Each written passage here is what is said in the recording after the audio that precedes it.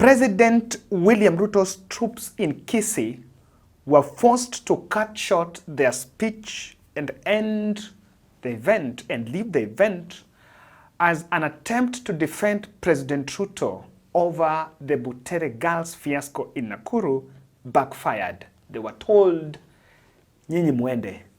And it's one of the increasing hostility that is vented on the government officers appearing before the people. Kindly subscribe to our channel because I'm also going to show you how Aaron Cheruyiot is changing his tone. Is it reverse psychology or coming to his senses? Watch to the end. We are still in Embu, final stretch of the project. We've been here since Wednesday to put up a house for this mother of 5, Virginia, who is currently homeless and stranded after the place she used to stay became very unbearable. The mother of 5 is going through a hardship because the firstborn is having autism, the other 3 children with eye problems, and only 1 child is fine. So we managed to secure a place back to her place where she was born, where we are putting up a house for her. And I want to say thank you very much for those who turned up. I want to tell you this is one of the most challenging projects I did this year because of navigating our way, but it is always worth the cost. And that is why we are finishing BIT. We are doing a 100 bob challenge to help us top up. And so far I think I remain with around 34,000 to be able to finish up the project. The construction started today. So that is the foundation. Of course, because of whether they started relatively a little bit late, I think around 10, but they managed to do the foundation. And from tomorrow, I believe the wall they will really work on the wall. Now, apparently, the construction, because it's a permanent house, will take the whole week because they need to do up to some point. Then when I kauke, then they move next. So I'll leave one of my team members here to make sure the project is successful, is done for the whole week. The deficit is only 34,000, and I believe we can do a 100 bob challenge for by tomorrow. We'll have enough resources to ensure that everything is fine. We'll do the dirishas, the milango, the mbaos za juu, and the other things that we remember as our norm. When we come back to hand over the house, lazima tumbaia tu mattress na tu vitu zingine. But first, we really make sure that Virginia has a house, a place anaweza lala. Tutakuwa tumefurahi sana. Mimi naitwa Virginia Murugi. Ningetaka kusaidiwa na nyumba juu ya mtoto. Na utashukuru. Na kuna mahali utajengewa ambayo utaanza kuhamisha. Ni kwa mzee ama ni mahali ulizaliwa? Kwenye. Mbona si kwa mzee? Mzee ana mahali. Yes, so we have a lot. We are going to build for them. Mahali nani alizaliwa. Then we will have to buy them the mattresses and the beds, and of course they need a bigger house so that they can accommodate the children. Watoto wanaenda shule? Ni wangapi wako na shida ya macho? Yes, so these 3, wewe anaitwa? Alex Mugambi. Yes, so if you see Grace, you can see Grace is here. So Grace na Alex na huyu wako na shida ya macho. Waluke with other leaders were in Western Kenya, were in Kisii they were hosted by the Kisii women rep. And while appearing before the people, they decided to defend the president on BUTERE issue. And if you might judge by saying because BUTERE is most recent, the residents of that place were actually telling Waluke that they don't want affordable housing. Najua sometimes tunataka kuongea, communicate through kids, which is not good. Wacha tuwache politics for politicians. Wacha tuweke watoto wakwe kwa nini.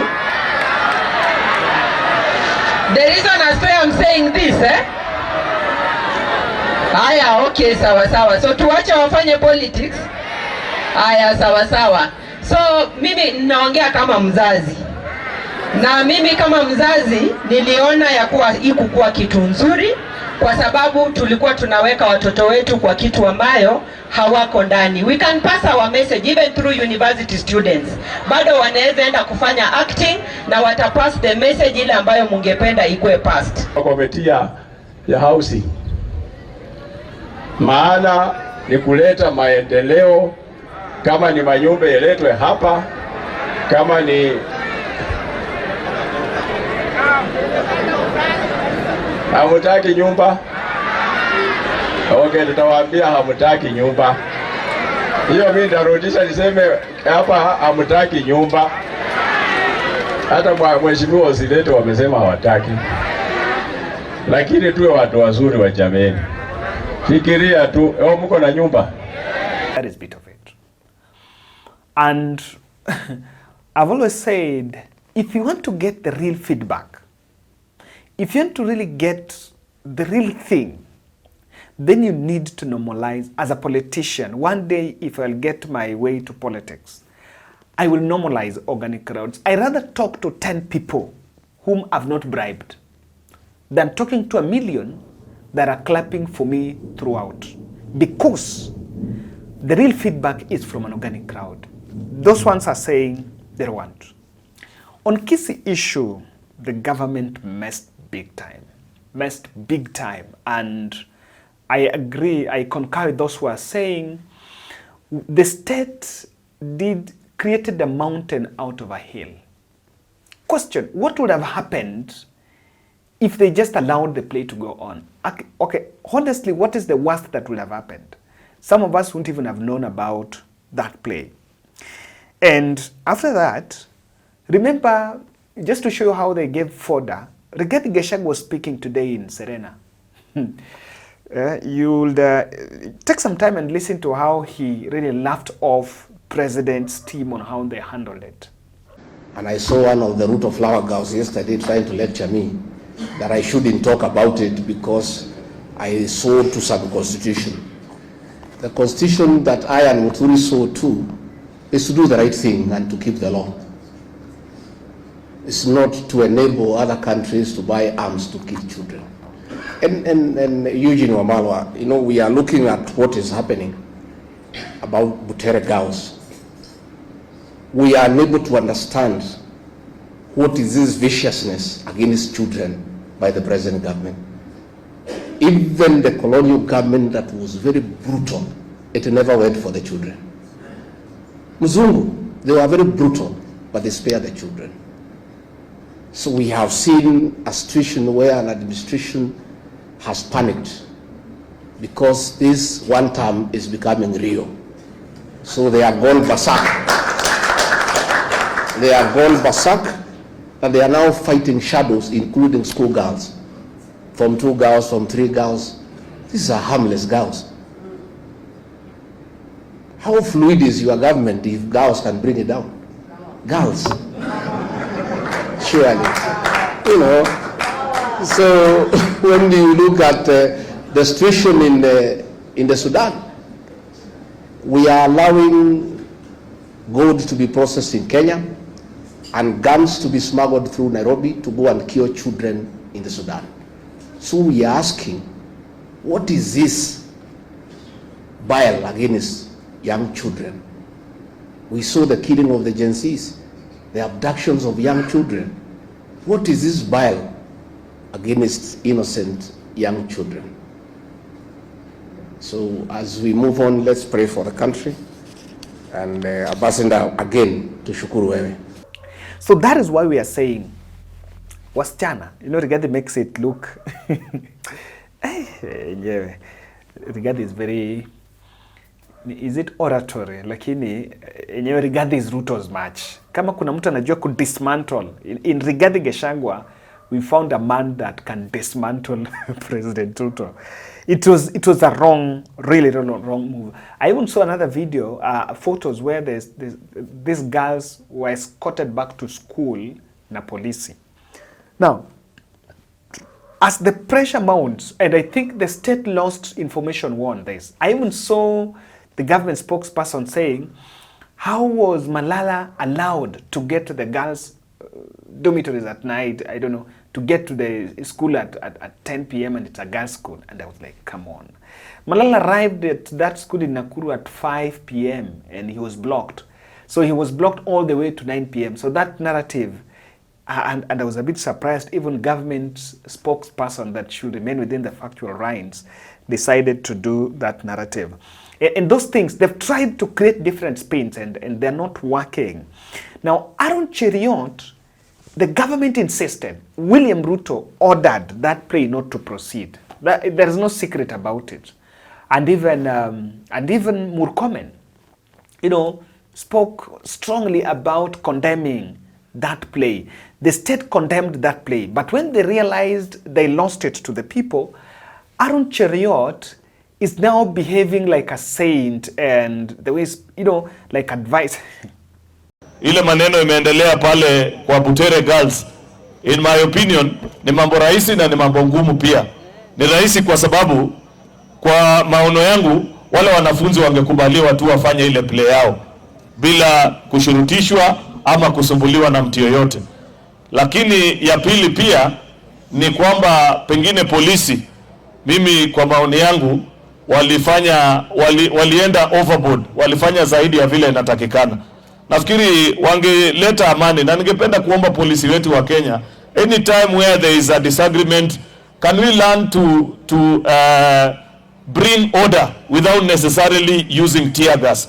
I think tear gas is not healthy even for wananchi wa kawaida, na tear gas should be used saa ile imekuwa mwisho kabisa, ambaye maybe a rowdy crowd na watu wale ambao pengine they are not controlled. Lakini hii tabia ya polisi wetu, wakati wowote tu watu wakikuwa wengi wanarusha tear gas katikati ya wananchi, hiyo maneno inafaa iwachwe kabisa. Mimi sioni kama hiyo ni jambo mzuri, because unajua tear gas pia iko na madhara ya afya. Ukiangalia wale wamekunywa tear gas mara mingi wanaumia hata kiafya. So we need to have a conversation as a country and better training for our police officers, so that this thing of releasing tear gas anytime there is a gathering of people that are disagreeing becomes a thing of the past. Lazima pia tuwe nchi ambayo inafuata sheria. Sheria ya maneno ya mashule inasemekana ni mwalimu peke yake anafaa kukutana na wananchi na kuwafundisha. He cannot speak that way. He doesn't have the latitude of complaining because he's part of the administration. He's President Ruto's friend. He is it the majority leader in the Senate? Yes, he's the majority leader in the Senate. So he has all the latitude. All the other people out can speak, can complain. But Aaron Cheruiyot, the same way when Muturi complained, the state blamed Muturi that Muturi is privileged because he sits in cabinet. Now, even Aaron Cheruiyot sits in a very critical, privileged position of being majority leader in the Senate. And hierarchy of power is amongst the top 20, if there is something like that. So, I want to believe that this is just trying to save image, because they've realized that things are not working good. And I want to tell you why. They knew that hiyo story ya BUTERE hawata win. The BUTERE girls issue, they won't win it. They cannot get away with it. In fact, at this point, let me play for you. There was a time when in Elda Maravin, that is Baringo, Elda Maravin, where Malala was driven through after being arrested in Nakuru. He was addressing the press, and there was an MCA who tried to interrupt. That MCA was chased by the young people who were there. The story being assaulted by police, and I want to condemn that, and that is a matter that we shall be pursuing separately. Thank you. Let me tell you. Thank you very much. Maybe you can say something. No, we just want to assure the people of that justice will be done, even if they are doing bad things. No charges, we can just police fire. Thank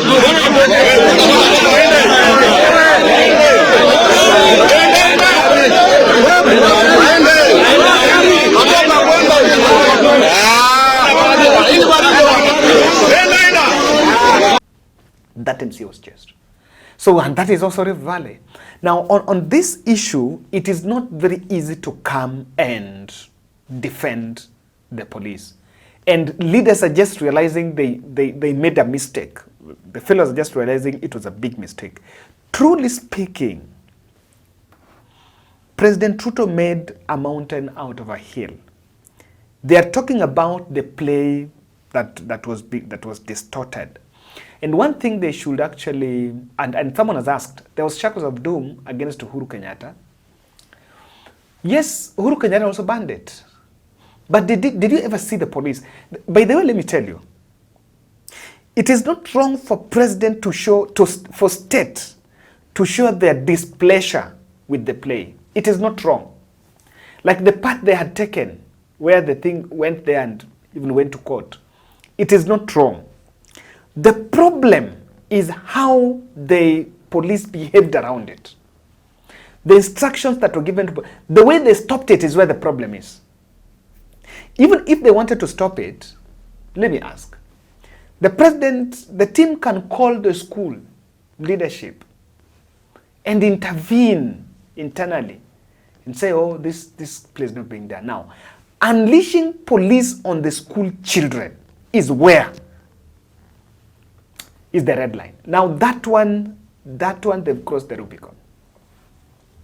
The way the police behaved on it, that is where the problem is. And then question, and we've always been saying, instead of this crackdown, you should always ask yourself, when people hear something that is, talking, telling them about Kenya Kwanza, Ruto must go, why are people appreciating such a message? That is what you should interrogate.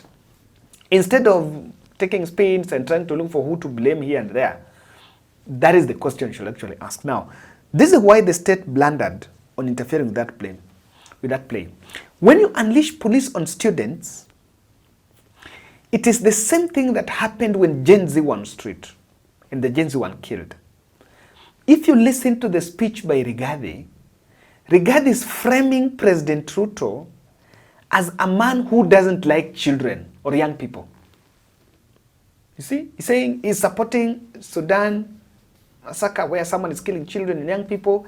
In Kenya here, he unleashed police on Gen Z and the Gen Z were killed and against school children. Now, that will be sustained. And that is why, for these characters around the president who even after they're realizing that President amekasirika mbona hiyo play inaendelea, these characters here, some people really need to take responsibility for the decision to send police. Because I want to believe even the teachers could stop that play. Yes, they could stop. Kama ilikuwa, haikuwa ifike watume polisi. And even so, you didn't need to, you would allow the children to express themselves. After leaving the hall, na wamekataa kuperform, wakaanza kuipa nje wakiprotest Ruto must go wakiwa wanalia. It is fine because they've got annoyed. The issue of now throwing tear gas, it's not it. The second issue where they blundered is deploying police was an act of intimidation. It was no longer about stopping the play. It was intimidation. Then the other items that were supposed to be presented, no one would be there. And lastly, if Malala was wrong to write the play, then why are we punishing children? Then it is the system that has allowed politicians to write plays. There is a video of Itumbi. Itumbi did a play for some school. So it is not wrong. This is something that has been happening. So if the system is allowing people from outside to go and write plays. And I totally want to agree to that point, that when you allow people who are not teachers, now other professions who are not teachers, to come to school and present and probably write plays for children, take that opportunity, they can use that opportunity. They can use that opportunity to write such kind of play. And truth be told, that play could not be presented to State House before President Ruto. Let's be fair. Haingewezekana. Haingewezekana. So if the system has allowed it, then the children didn't need to be punished. I've even seen Anne Waiguru saying that the sending police there was a big mistake.